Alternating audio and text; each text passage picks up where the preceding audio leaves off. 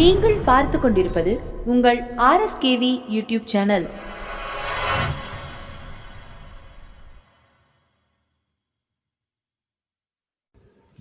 Income Tax Inspectors Exam 2015 Paper 4 Office Procedures.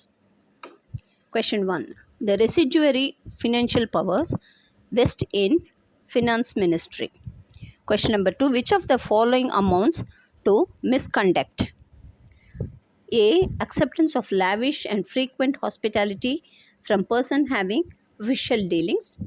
2. Misuse of vehicles, telephones and other facilities owned by the government. Third, accretion of wealth disproportionate to known source of income. Answer D. All of the above. Question 3. Which of the following do not amount to strike? Going on leave continuously for more than 30 days without medical reasons. Question 4. Gift for the purpose of Rule 13 of CCS conduct. Rules includes A. Free transport. B. Boarding and lodging facilities. C. Jewelry. D. All the above. Answer D. All of the above. Question 5. The application for advance in respect of medical treatment can be made by wife or legal heir of the employee if the employee is ill. Which of the following is true in regard to CGHS? Contribution is compulsory for all. Question 7. Which one of the following is a quarterly report? QPR. Question 8. Due date for submission of CAP1 and CAP2 from range head to the principal commissioner is 2nd of the following month. As per Central Action Plan for the financial year 2017-18, the cash collection to be made by the AO by 31/3/2018 out of the current demand raised during the year is fixed at 20%. Question 10. As per instruction number 7 of 2014 dated 26/9/2014, in respect of cases selected for scrutiny on the basis of CIB AAR 26AS information, wider scrutiny is possible with the sanction of Principal Commissioner or Commissioner. Question 11. As per the instructions number 7 of 2014 dated 26/9/2014, in respect of cases selected for scrutiny on the basis of CIB AAR 26AS information, if it is found that there is potential escapement of income apart from the AAR CIB 26AS information requiring substantial verification, then the case may be taken up for comprehensive scrutiny with the approval of pre-CIT or CIT. The potential escapement as per this instruction is monetary term means rupees 10 lakh for metro charges, rupees 5 lakh for non-metro charges. Question 12. As per AST instruction number 130, where cases recommended by CPC for scrutiny, if the assessing officer is facing problem in generation of notice under section 143/2, then the AO may issue notice under section 143/2 manually. Question 13. As per scrutiny guidelines issued by the CBDT for compulsory manual selection of cases for scrutiny during the financial year 2017-18, which of the following cases would not come within the criteria for selection? Cases involving international transaction with associate enterprises as per the section 92B exceeding rupees 25 crores. Question 14. As per the Central Action Plan for the financial year 2017-18, which group of cases form the order of priority for disposal by the CIT appeals?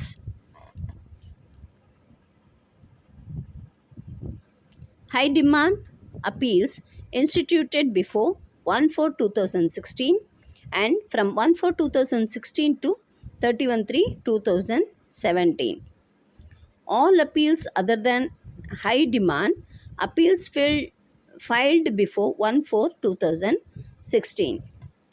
All appeals other than high demand appeals filed between 1/4/2016 and 31/3/2017. High demand appeals instituted during the current year. This is the order.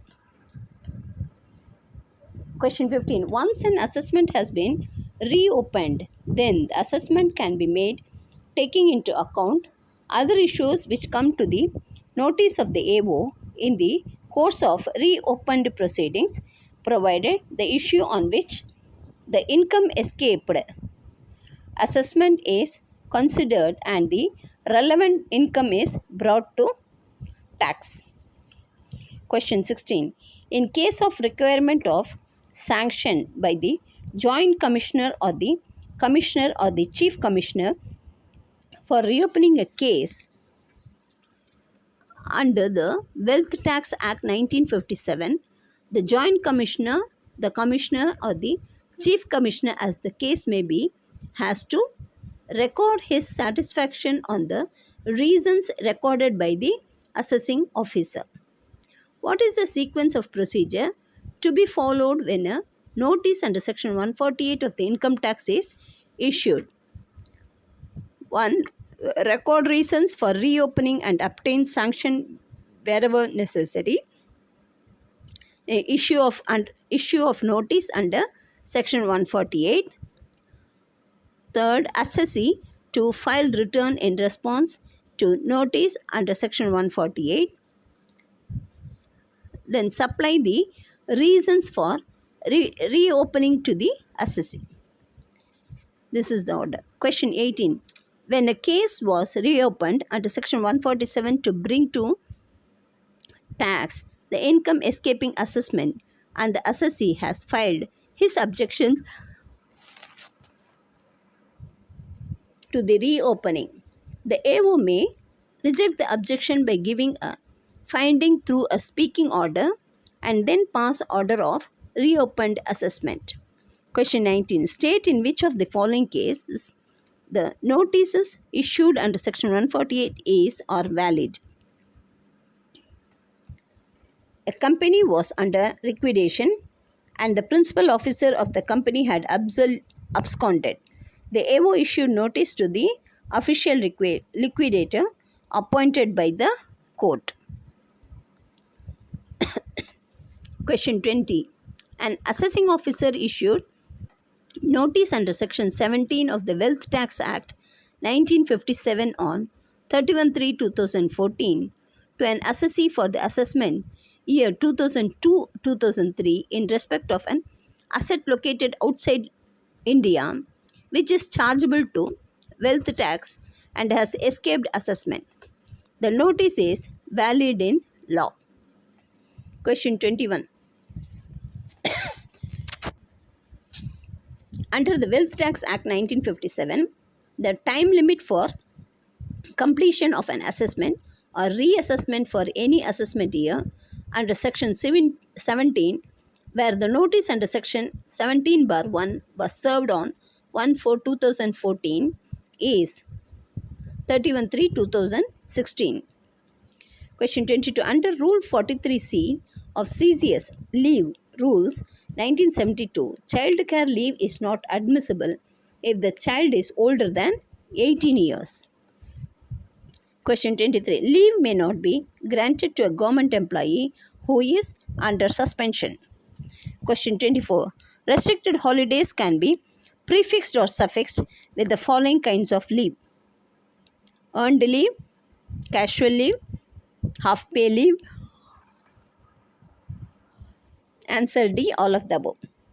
Question 25. As per Rule 29(1) of CCS Leave Rules 1972, half pay leave account of every government servant other than a military officer shall be credited with half pay leave. A. In advance in 2 installments of 10 days, each on the first days of January and July of every calendar year. Question 26. Central Civil Service Pension Rules 1972 do not apply to government servants appointed on or before 31/12/2003. Question 27. The maximum amount of retirement death gratuity payable under Rule 50 of Central Civil Service Pension Rules 1972 is modified. Answer rupees 20 lakhs.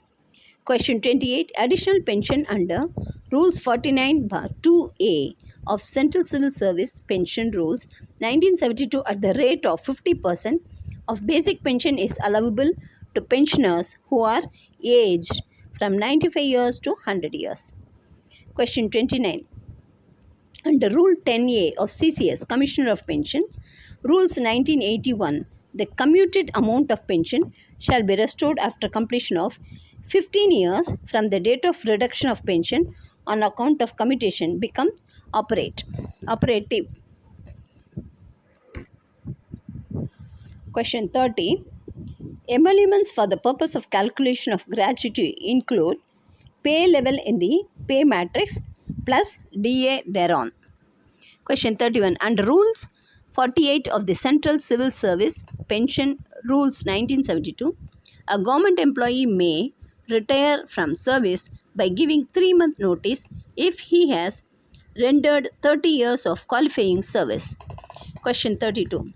The rate of subscription of General Provident Fund under Rule 8 of General Provident Fund Central Services Rules 1960 in the case of a subscriber other than a subscriber who has previously been subscribing to a government contributory provident fund shall be not less than 6% of his emoluments and not more than his total emoluments.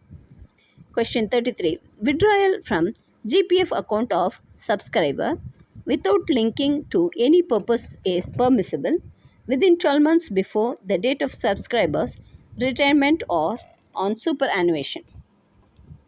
Question 34. A government servant due to retire on superannuation shall be exempted from making any subscription to the GPF during the last dash of his service, 3 months of his service. Question 35. Which of the following is not correct in respect of subscription to GPF?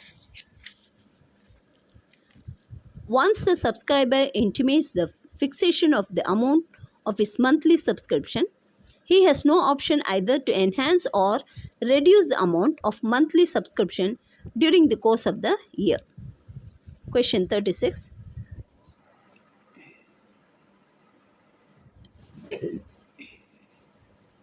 Maintenance of cash book is prescribed under Rule 13I of the Receipts and Payments Rules 1983. Question 37. Third-party check drawn by the DDO should be entered in the cash book maintained by the head of the office or DDO. False. Question 38. Receipts for the money received and deposited in the government account shall be given by head of office or DDO appointed by the head of office. Question 39. The cash book should be verified for cash balance physically every month. Question 40. The form in which the receipt for the money received on behalf of government is to be issued is GAR 6. Question 41. A register of contingent charges is to be maintained in form GAR 27. Question 42. Bill of contingent charges shall be drawn in the form A. GAR 29, GAR 30, GAR 32. Answer D. All of the above. Question 43. In respect of petty contingent expenditure up to Rs 500 for which original sub-vouchers are not required to be attached to bills, the items should be listed out in the form number GAR 28. Question 44. Payment out of permanently impressed advances are to be entered in Register for Impressed Advance. Question 45. If the name of a government servant who previously held another post in government is included for the first time in an establishment pay bill, then it should be supported by last pay certificate issued by the last DDO. Question 46. On first appointment, The pay and allowances, if authorized, can be drawn by the DDO without medical certificate of fitness. Up to 2 months. Question 47. Due date of payment of pay and fixed allowances for the month of March is first working day of April. Next. Question 48. Which of the following allowances payable to any government servant of the union are exempt from attachment order of a court? Conveyance allowance, dearness allowance, house rent allowance and transport allowance. Question 49. A government servant died on 12th January. Can the pay and allowances for the day he drawn? Yes. Increment. Question 50. Increment certificate in JAR 21 shall be appended to pay bill. A. Whenever an increment is drawn for the first time. B. Whenever increments postponed due to EOL without medical certificate etc. are drawn. C. Whenever special advance increments are sanctioned. All of the above. Question 51. Recoupment of permanent advance impressed is possible only whenever permanent advance runs short.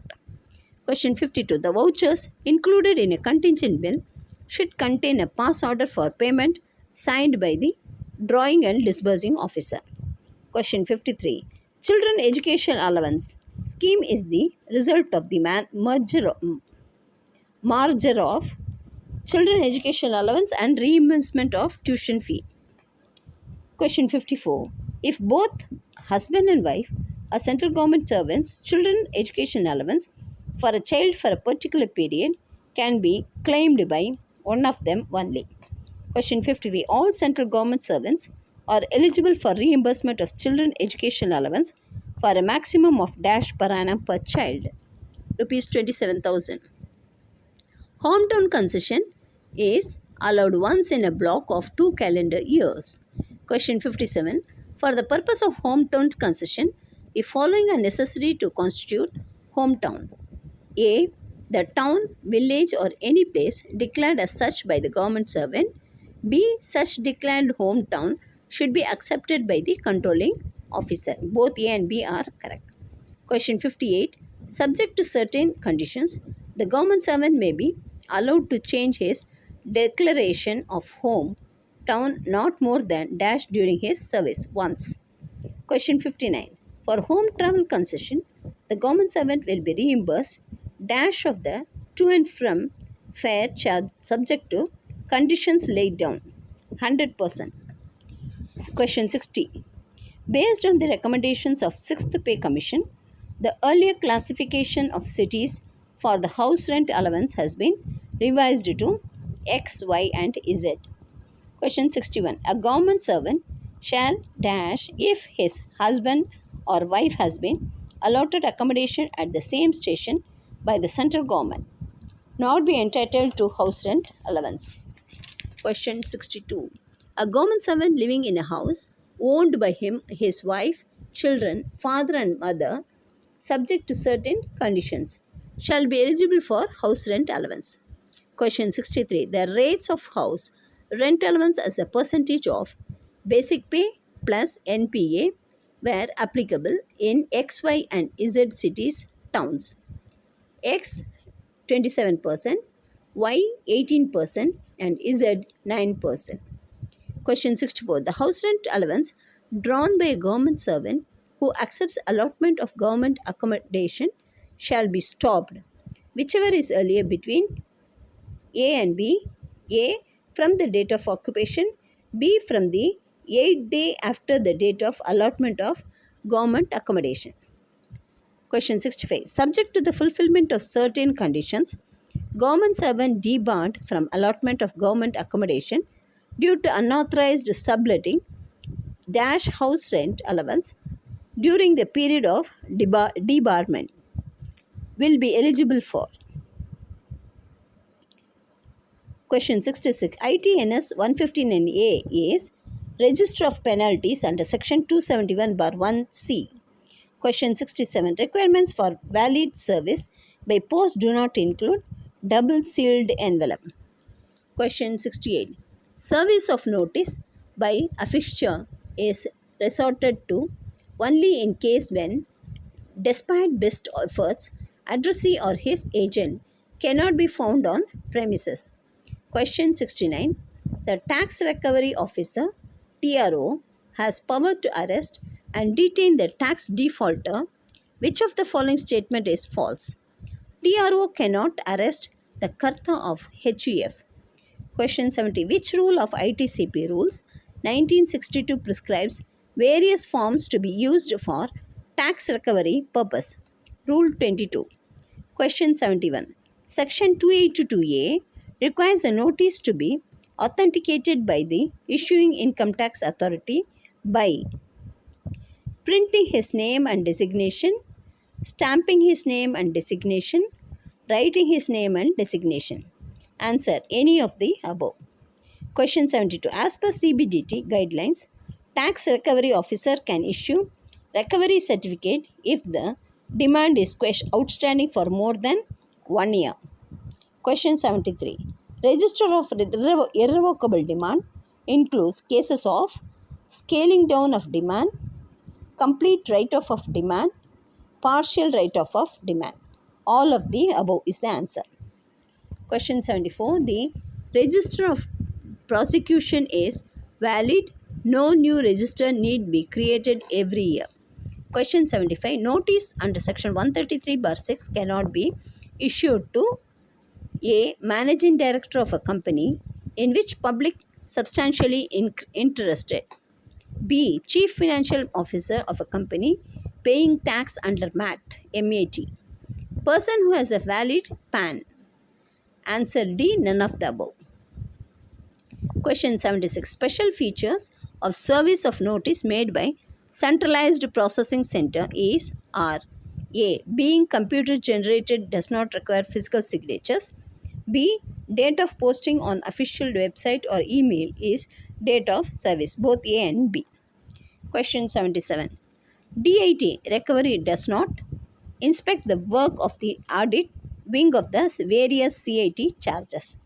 Question 78. The tax recovery officer does not levy fees for default in furnishing statement. Question 79. Under section 132, a search warrant can be issued if the issuing officer has reason to believe that A. A person to whom notice under section 142/1 was issued to produce any books or documents has failed to do so. B. A person to whom notice as aforesaid had been issued will not produce the books or documents. C. A person is in possession of any valuable article which has not been disclosed for the purpose of the IT Act. Answer D. All of the above. Question 80. On an appeal before the CIT appeals, the CIT A can enhance the assessed income on his own. Question 81. An appeal before the CIT A can be preferred even after the specified time after getting the delay condoned by the CIT A. Question 82. Under section 132, as investigation team was required to search an aircraft, which of the following statement is false in this situation? He can ask the DGCA to cancel the flight. This statement is wrong. Question 83. While planning a survey under section 133A/1, which of the following statement is correct? The entry to the place of business can only be during the business hours. Question 84. During a survey under section 133A of the following is not a power of the IT authority. Seize and retain the books of account, cash and other valuable articles. Question 85. Under section 263, the CIT can call for and examine all the records of any proceeding available at the time of such examination. Question 86. Regarding retention of material seized under section 132/1, which of the following is true? The assessee can object to the approval given for retention by making an application to the board. Question 87. Regarding internal and revenue audit, which of the following statement is not true? The new system is narrow based and does not include in its scope and audit relating to the work of the TROs and office superintendent or administrative officers. Question 88. With regards to the powers of revenue audit, all of the following are correct except it can raise query on how a particular discretionary power was used by the IT authority. This statement. Question 89. The mistakes pointed out by the revenue audit party is in individual cases of assessment are first pointed out in half margin note. Question 90. The power to issue a prohibitory order during a search emanates from which section? Section 132 bar 3. Question 91. Right of proposal for demand outstanding against an assessee requires irrecoverability certificate issued by TRO. Question 92. Which section in the IT Act 1961 allows right of a demand outstanding against an assessee? A.